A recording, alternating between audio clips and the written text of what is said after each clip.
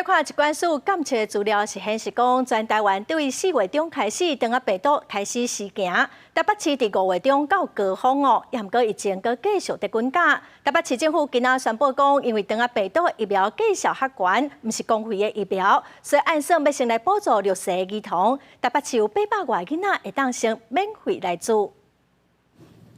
疾管署统计，顶礼拜全国长病毒门诊诊的就诊是14967人次，其中台北市是占1093人次，比前一礼拜是降差不多15%。虽然小可降，但是医师提醒讲，疫情嘛在持续。照往年的经验，流行期会继续到差不多9月，尤其5岁以下细汉囡仔是当前的高危险群，要特别注意。无故惊吓这种感觉，那再来就是会呕吐，那在有时候就会出现那个就是呼吸心跳加快这些情形。如果说机车后跟呼吸心跳加快的话，这个一定要住院，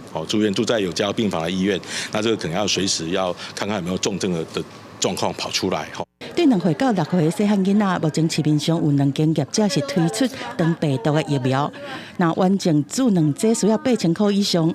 台北市政府宣布讲，要对6月17开始是专业来补助6岁囡仔，只要是2个月到未满6岁，有台北市第2类儿童医疗补助资格，包括病和重大伤病、继收、关怀之家的囡仔等等，都会当免费来注2剂长病毒疫苗。未来敢会扩大补助的对象，会看整体的状况才评估。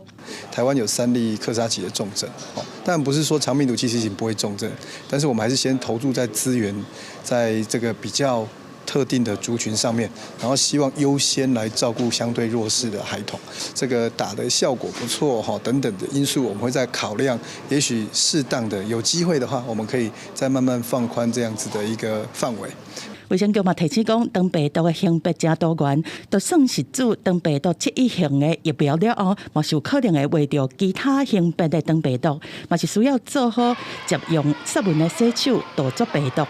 大流行的期间，唔那是囡仔、儿童、青少年，甚至是大人，都有可能会为着长病毒。大人、囡仔拢爱做好防疫。记者综合报道。